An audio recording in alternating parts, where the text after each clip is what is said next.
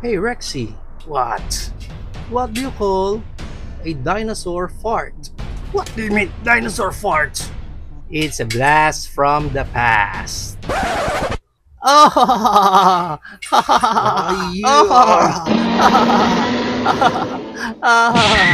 Whoa!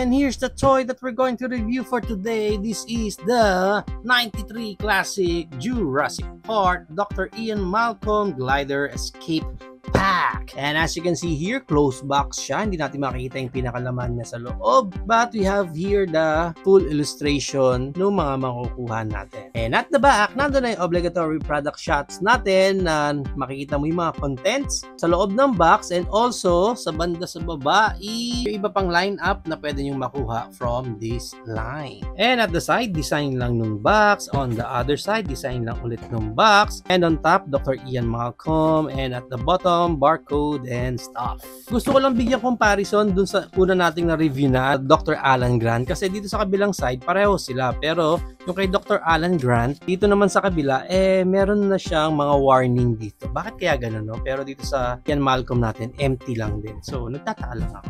And pag unbox natin siya, nandito lang yung kanyang pinaka-manual. And we have here 1, 2, 3, 4, 5, 6 na paper bags. So check muna natin yan isa-isa. Unahin muna natin itong isang pinakamalaki. And here we have our Dilophosaurus. Na may clamshell pa siya dyan. Check muna natin pinaka-details ng Dilophosaurus natin. Yan ang itsura niyan sa side. Green na green naman yung sa kanya. Sa kabila. Okay, nice markings din.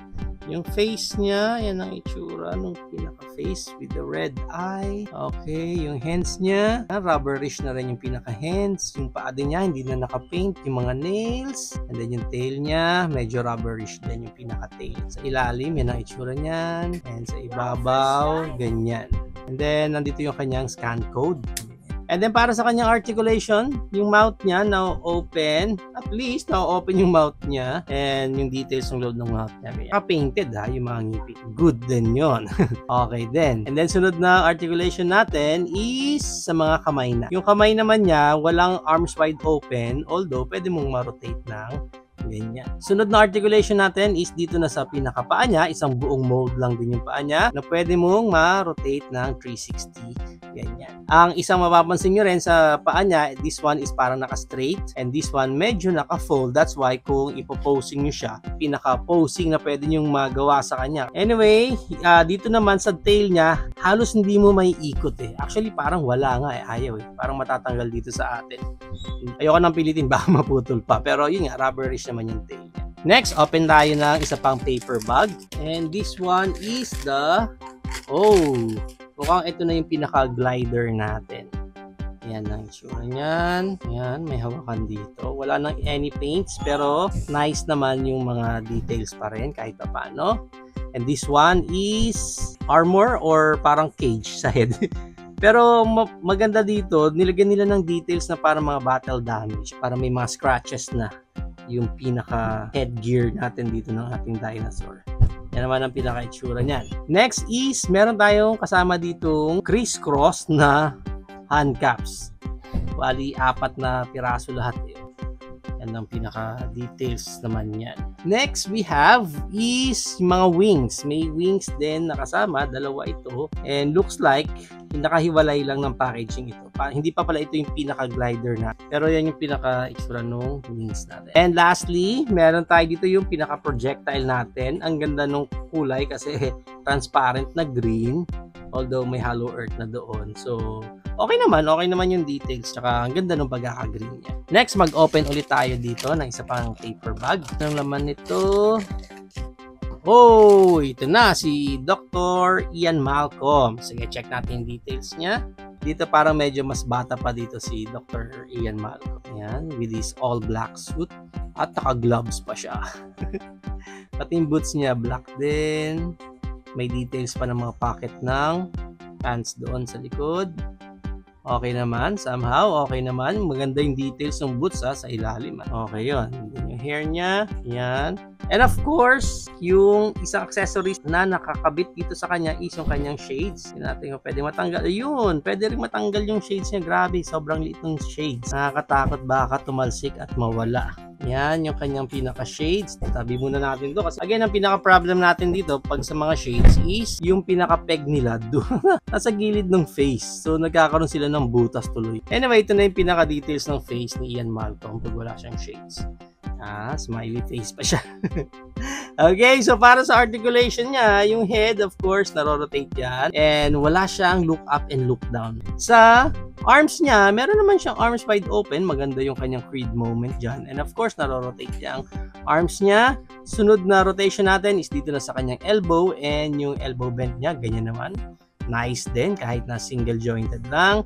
Pagdating sa kamay, wala nang any articulation dyan. Next articulation is dito na sa waist niya na naro-rotate lang din yan, 360. And yung kanyang Van Damme split, kayang-kaya. Easy-easy kay Dr. Ian Malcolm, yung Van Damme split. Yung high kick niya hanggang ganyan lang kataas. Yung back kick niya wala rin kasi nga nakaharang yung butt flap niya dyan. Yung kanyang knee bend hanggang ganyan lang. So medyo bitin.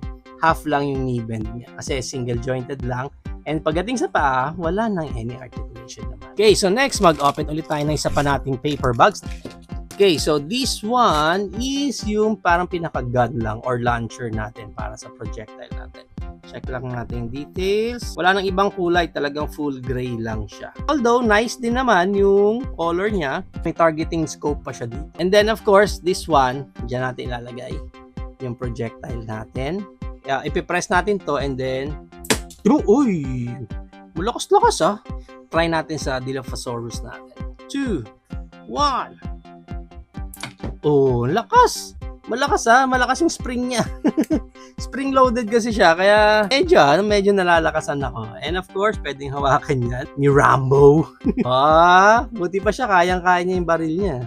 Okay, and then, yan, nandyan siya, tapos babarilin niya ulit yung T-Rex sa harapan niya. Sasabihin ni Dr. Ian Malcolm, get to the chopper.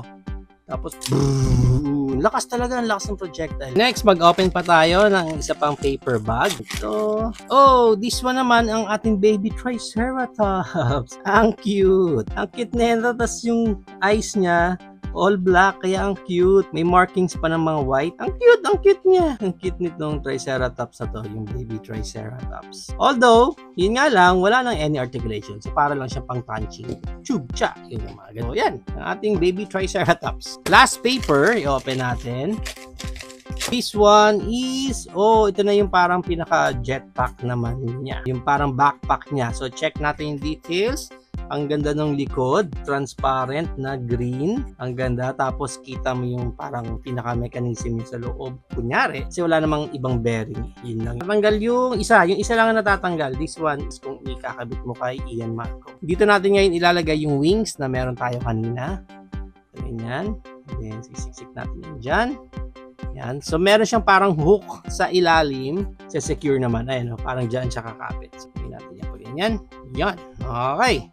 All goods na, yung wings. And of course, itong wings natin na to, dito yan, kay Ian Malcolm. Meron din siyang peg sa likod, dyan, na dito mo ilalagay sa peg hole naman ni Ian Malcolm. Secure natin dyan. Okay. Clip. And then this one, i-clip na lang din natin yan dito. Yan. Okay. So, yan ang itsura niya.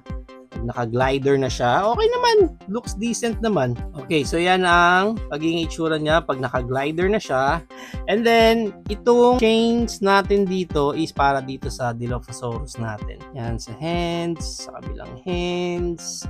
Giging, hands. Yan, perfectly fit. And then, itong yung sa pinaka-mask niya. Isasakto nyo na lang. Okay, yan, para na silang Mad Max.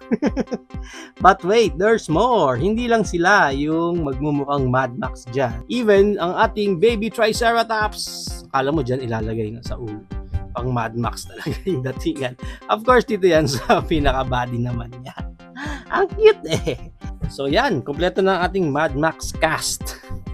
Para sa height ni Dr. Ian Malcolm, he stands around, ayun, so 3.75 din siya. And yung ating Dilophosaurus is around 3.5 naman, mga 3.5. And yung haba niya is nasa 5 inches. Pwede na. Yung ating baby Triceratops, cutie Triceratops, is around 1.5 inches yung taas. And yung haba naman ng baby natin dyan is mga nasa 2.5 inches naman siya. Maganda niya, nag-compare pa natin siya sa iba pa nating figures tulad ng ating 93 Classic din na Dr. Alan Grant. Mas taller si Ian Malcolm compared kay Alan Grant. Makita mo yung shoulder niya. Let's include na rin ang ating Hammond Collection, Dr. Ellie Sattler, ang ating basic na Velociraptor, ang ating Hammond Collection na Triceratops, yan. Ang ating Hammond Collection na T-Rex, naman siya. And of course, ang ating giant na Hammond Collection, Brachiosaurus. Yun, paano lang kitang kita sa kanya. So, yan ang ating height comparison. If you're planning to avail this 93 Classic Jurassic Park Dr. Ian Malcolm, ang price range niya is around 1,200 up to 2,500 pesos. Depende na lang ulit kung saan specific market kayo makakuha ng specific opinion nito. There you have it now guys. Yun na ang ating 93 Classic Jurassic Park Dr. Ian Malcolm Glider Escape Pack. What do you think of this whole pack? Pack na pack ba sa inyo or no na no? Let me know naman sa comments down below. But for me, this whole set is a fun set dahil ang dami mong playability para sa kanila. Ito pa lang kay Dr. Ian Malcolm, parang given na meron din siyang projectile dito na malaki pa sa kanya.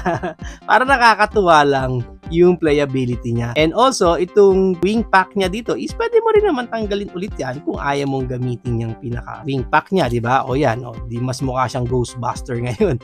Pero ang lawak lang nung playability kasi, kaya parang natutuwa ako sa buong set na ito. Kahit paano yung dinosaur natin is nagkaroon din sila ng playability. Kahit na medyo basic lang yung mga articulation nila, is may mga additional na gimmicks din para sa kanila with their accessories. Imagine even itong ating baby Triceratops is nagkaroon din siya ng gimmick na ganyan. Ayan no, pwede mo niyang bitbitin na. So may attache case na siya ng baby Triceratops. So ang kulit lang. Basic man yung mga dinosaurs. Medyo kulang man sa articulation yung ating human figure dito. But yung mga accessories niya and yung playability ng buong set na to, yun yung nagpasaya para sa akin. So definitely this one is a good addition din para sa collection ko.